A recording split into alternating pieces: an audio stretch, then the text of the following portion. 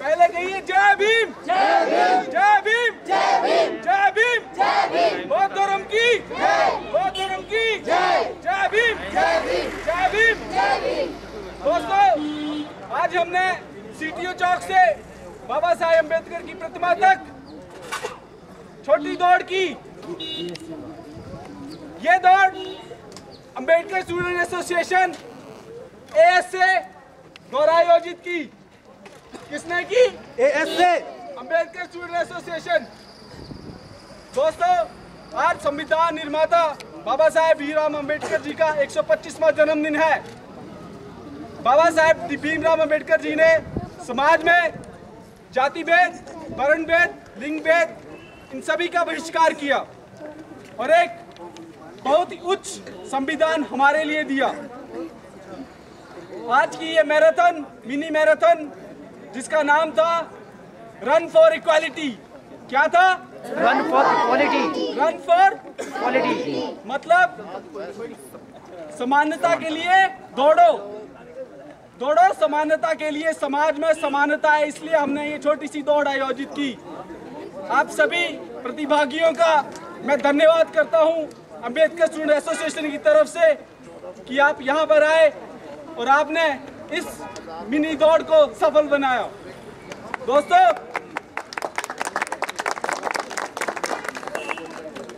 Ambedkar student association इसी तरह भीमराव अम्बेडकर जी के सपनों को साकार करने में प्रयासरत रहेगी। हम समाज में व्याप्त जाति भेद, वर्ण भेद, लिंग भेद, शोषण, गरीबी, इन सभी मुद्दों पर लड़ेंगे। अम्बेडकर स्टूडेंट एसोसिएशन फिर से आप सभी का धन्यवाद करती है। फिर से कहे जय भीम, जय भीम, जय भीम, जय भीम, जय भीम, जय भीम, बौद्ध धर्म की जय, बौद्ध धर्म की जय, जय भीम, जय भीम, जय भीम, जय भीम। धन्यवाद। दर्द भी झेलते गए और जख्म भी भरते गए, आखिर में हुआ एक ही अफसोस, वो ही डालियां टूटने लगी जिनमें उनका आशियाना था, जिनमें उनका आशियाना था।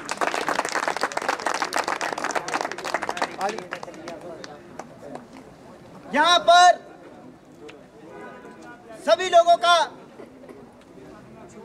जो रन की गई सोशल इक्वलिटी के लिए अम्बेडकर स्टूडेंट एसोसिएशन की ओर से सभी लोगों का, यहाँ पर आए हुए शिमला शहर की जनता का और मेरे छोटे छोटे भाइयों बहनों का हार्दिक दिल से अभिनंदन करता हूँ, स्वागत करता हूँ, क्योंकि आपने इसमें बढ़ चढ़कर भागीदारी ली है। यह इतिहास में समानता के लिए जो दौड़ लगाई गई है अम्बेडकर स्टूडेंट एसोसिएशन के द्वारा, यह इतिहास में पहली बार किया गया है। सरकारें जिसकी मर्जी रही हो, चाहे वो कांग्रेस है, चाहे वो भाजपा है, चाहे मार्क्सवादी कम्युनिस्ट पार्टी है, किसी ने भी इतिहास में आज तक समानता के लिए ऐसा काम नहीं किया जो अम्बेडकर स्टूडेंट एसोसिएशन पहली बार कर गई। हम लोगों को पता है कितनी परेशानियां झेलनी पड़ती है। विश्वविद्यालय में जब हमारे बाबा साहब के नाम पे बैनर लगते हैं तो उन्हें कम्युनिस्टों के द्वारा और संघियों के द्वारा फाड़ दिए जाते हैं। सिर्फ और सिर्फ गलती ये है क्योंकि हमने भारत के संविधान निर्माता की फोटो लगाई है, जिसे पूरा संसार मानता है। आप लोग सभी बधाई के पात्र हैं, क्योंकि आज जिस अम्बेडकर जयंती को, जिनके जन्मदिन को हम यहाँ मना रहे हैं, उसको संयुक्त राष्ट्र संघ अमेरिका में जाके मना रहा है। 192 देश मिलकर के बाबा साहब की जयंती मना रहे हैं, परंतु आज तक हमारे समाज के लोग समझ नहीं पाए कि बाबा साहब क्या शख्सियत थी। अरे जिसको पूरा संसार मानता है, जिसको पूरा देश मानता है, तो यहाँ के लोग समझने में क्यों पिछड़ गए? ये समझना जरूरी है कि अगर हम लोगों को पानी पीने का अधिकार दिया, 1927 की बात है, महाराष्ट्र के चंदावर तालाब में बाबा साहब ने पानी पीने का अधिकार दिया था। हम लोगों को पानी पीने की कहीं भी किसी तालाब में अनुमति नहीं थी। 1932 में जब पूना पैक्ट बनता है तो बाबा साहब ने सभी समाज के पिछड़े लोगों के लिए वोट देने का द्विमत अधिकार दिया। 2 वोट देने का अधिकार था, परंतु कुछ लोगों ने आपसी चाल के द्वारा उस वोट को हम लोगों से छीन गया। 1954 में हिंदू कोड बिल जब पास होता है तो उस समय लड़कियों को, जो महिलाओं को जो अधिकार दिए, सिर्फ और सिर्फ बाबा साहब ने दिया। संपत्ति का जो अधिकार दिया वो बाबा साहब ने दिया। पुण्य विवाह का अधिकार दिया वो बाबा साहब ने दिया। वोट देने का अधिकार वो बाबा साहब ने दिया। समाज में जो आज समानता की स्थिति आई है, महिलाएं भी पुरुषों के बराबर कंधे से कंधा मिलाकर खड़ी रहती है, तो सिर्फ और सिर्फ बाबा साहब की देन है और किसी इंसान की देन नहीं है। पशुओं की तरह सदियों से हम लोगों से काम कराया जाता था। 16-16, 17-17 घंटे रात दिन काम कराया जाता था और उसके बदले 2 रोटियां दी जाती थी, वो भी वहाँ जहाँ कुत्ते खाना खाते हैं, जहाँ पशु खाना खाते हैं। बाबा साहब ने सिर्फ और सिर्फ 6 और 8 घंटे फिक्स के काम करने के लिए और उनका वेतन भी फिक्स किया। पहले कोई वेतन नहीं दिया जाता था, पशुओं की तरह काम कराया जाता था और बदले में सिर्फ 2 रोटी 2 टुकड़े दिए जाते थे, वो भी वहाँ दहलीजों के ऊपर जहाँ कुत्ते खाना खाते हैं। सिर्फ और सिर्फ अगर सम्मान दिया है तो हमारे बाबा साहब ने दिया है। आज अगर पूरा संसार बाबा साहब को मानता है, उसके पीछे उनके विचार है, क्योंकि उन्होंने समानता का अधिकार दिया है, स्वतंत्रता का अधिकार दिया है, संपत्ति का अधिकार दिया है, जो कि एक मानव होने के नाते सब इंसान को मिलने चाहिए। और समानता, भाईचारा, स्वतंत्रता और न्याय जब तक नहीं होता तब तक किसी भी राष्ट्र की स्थापना नहीं हो सकती। ये कुछ लोग जो राष्ट्रवाद का चेहरा ओढ़ते हैं, उसके लिए समानता होना बहुत जरूरी है। उसके लिए भेदभाव को खत्म करना पड़ेगा। जब भेदभाव खत्म होगा तब ही समानता की स्थापना होती है, और जब समानता की स्थापना होती है तो राष्ट्र का निर्माण होता है। और जब राष्ट्र का निर्माण होता है तो हर बच्चों के अंदर, हर माँ, हर बहन के अंदर, हर नौजवान के अंदर देशभक्ति की भावनाएं पैदा होती है।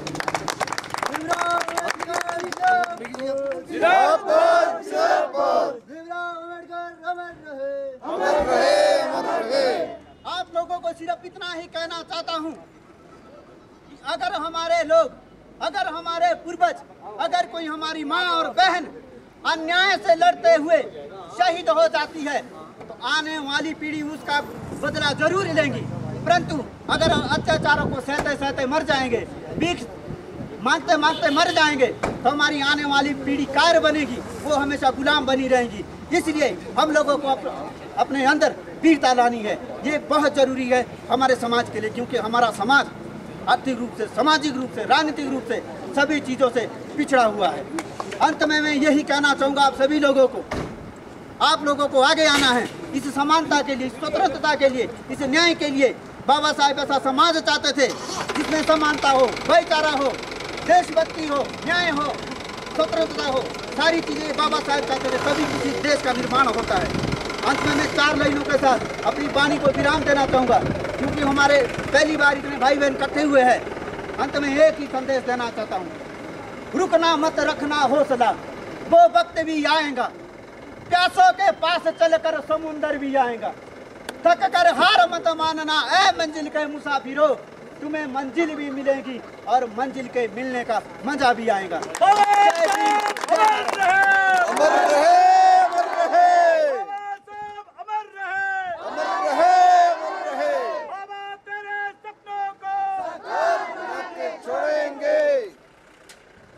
सभी को जय भीम। अम्बेडकर स्टूडेंट एसोसिएशन की तरफ से हम आप सभी लोगों का यहाँ आने पर हार्दिक अभिनंदन और धन्यवाद करते हैं। हम लोगों का पहला प्रयास है, पहले प्रयास में ही हम लोग इतना सफल हुए, इस चीज़ की हमें उम्मीद नहीं थी। सबके लिए मैं आप सबका धन्यवाद करना चाहूँगा और एक बार फिर से आप सभी लोग अपने लिए तालियां बजाएं। आप सभी लोगों को जैसे कि पता है, आज हम लोग बाबा साहेब की 125वीं जन्म जयंती उत्सव का समारोह धूमधाम से मना रहे हैं। पूरे देश भर, पूरे विदेश में, कई विदेशों में चला, यूएनए ने भी मना लिया है, लेकिन हमारा भारत देश, हमारा हिमाचल, यहाँ सिर्फ और सिर्फ लोग वोट बैंक के लिए बाबा साहेब की जन्म जयंती मनाते हैं। यहाँ आपने देखा होगा, आएंगे, आते हैं, गाना बजता है और चले जाएंगे, उसमें भी बाबा साहेब का गाना नहीं होगा। बाबा साहेब की जो असली शिक्षा होगी, जो बाबा साहेब ने शिक्षा दी है, दीक्षा दी है, वो नहीं बताएंगे। उन्हें आज तक छुपाया गया है। ये जो साहित्य हम लोगों ने कई लोगों की मदद से लगाया है, सिर्फ और सिर्फ इसलिए लगाया ताकि हम लोग जान सके कि बाबा साहेब ने आखिर हमारे लिए क्या किया है, बाबा साहेब ने इस देश के लिए क्या किया है। बाबा साहेब वो आदमी थे जिसे पूरा विश्व सिंबल ऑफ नॉलेज यानी कि ज्ञान का प्रतीक कहता है। इसके लिए नहीं तो आप लोगों ने नेट में देख लेना, कहीं भी देख लेना, कोलंबिया यूनिवर्सिटी ने पिछले 300 सालों के अपने स्कॉलरों का डाटा निकाला और उसमें बाबा साहेब को पहला स्थान दिया गया। और कोलंबिया यूनिवर्सिटी के बाहर जो कोलंबिया यूनिवर्सिटी का मुख्य द्वार है, उस द्वार के पास बाबा साहेब की प्रतिमा लगी हुई है और उसमें लिखा गया है ज्ञान का प्रतीक। और यहाँ पे अगर बाबा साहेब की शिक्षा की बात करते हैं या बाबा साहेब के दूसरे विचारों की बात करते हैं, ये लोग किसी दूसरे को उसमें शामिल कर लेते हैं कि किसी दूसरे ने किया या सरकार के साथ किया। जैसे ही मेरे साथी अनिल मंगेट जी ने बात रखी, हिंदू कोड बिल की बात रखी। हिंदू कोड बिल ही एक ऐसा बिल है जिसमें जो हमारी महिलाएं हैं, हमारी क्या पूरे देश की महिलाओं को समानता का, पढ़ने का, संपत्ति पे और विधवा पुनर्विवाह का अधिकार मिला। उससे पहले महिलाओं के लिए ना हमारे लिए कोई अधिकार नहीं थे। गौतम स्मृति की वो लाइनें कई लोगों को याद होगी, उसमें लिखा गया है डोल अगवार पशु शूद्र और नारी ये सब धारण के अधिकार। तो आप समझ ही सकते हैं इस महान व्यक्ति ने हमारे लिए क्या किया। हमारा सिर्फ और सिर्फ यही संदेश है और लोगों से यही आग्रह रहेगा कि जब जब हम लोग पढ़ लिख के अपने कारोबार को आगे बढ़ाएं, अपने बिजनेस को बढ़ाएं, अपनी नौकरी को बढ़ाएं, जो भी है, और बाबा साहेब को याद रखें, इनके विचारों को अमल करें। आज देश को आज़ाद हुए 70 साल हो गए हैं। सब लोगों को पढ़ना चाहिए कि हमारा असली सुधारक कौन रहा, किसने समाज के लिए क्या किया। और इन्हीं शब्दों के साथ मैं अपनी वाणी को विराम देना चाहूँगा। बाबा साहेब की चंद लाइनें हैं।